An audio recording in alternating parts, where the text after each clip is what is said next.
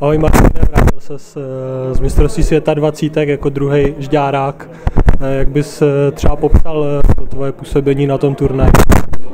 No, tak já to beru spíš jako tým a prostě udělali jsme špatný výkon v tom druhém a třetím zápase v té skupině a pak jsme šli na čtvrtfinále na Kanadu a z toho je to těžký. Když jsme se jich nějak tak drželi, tak nám pak dali v té druhé třetině dva góly a to nás trošku položilo a pak už nás vlastně přehrávali. Na draftu v NHL ještě ze žďáru nikdo nebyl, ty bys mohl být první, myslíš na to? A tak nějak se to blíží, ještě vlastně před rokem jsem si říkal, že je to daleko, ale teď mám sezonu a musím hrát zápas od zápasu a uvidíme, jak to tam dopadne.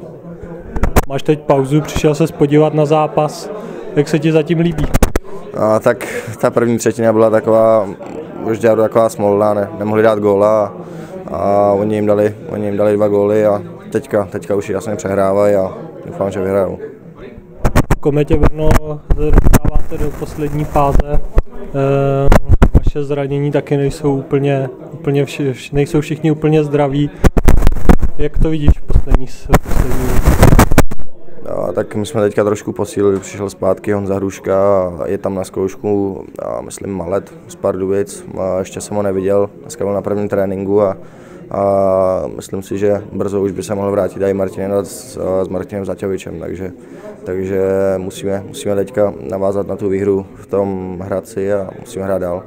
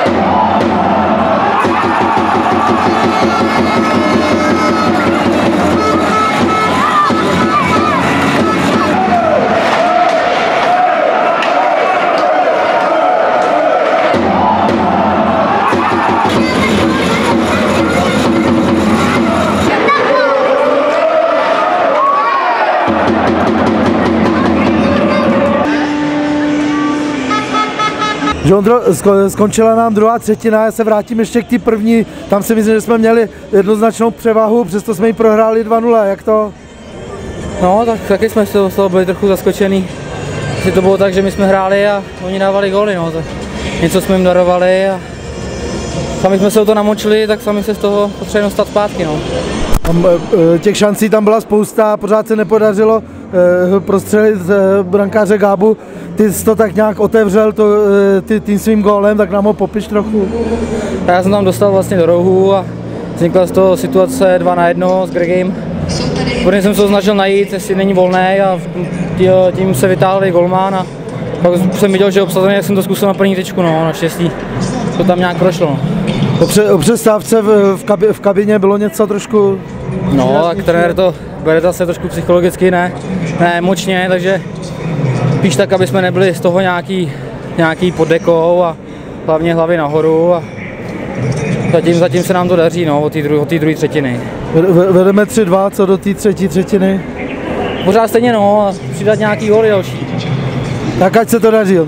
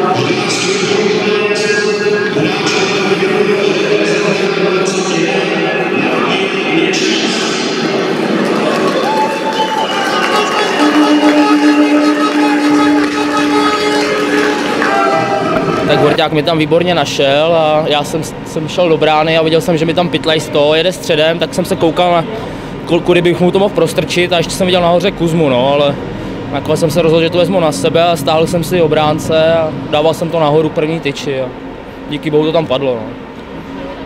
No to bohužel převaha, ale my máme převahu zatím takovou optickou, to vozíme po rohách a pak jak to bývá zákon schválnosti, nedáš, dostaneš a napadlo jim to tam, ale nevíš, že tady ta síla je prostě a kluci si pak hrábli a otočili jsme to.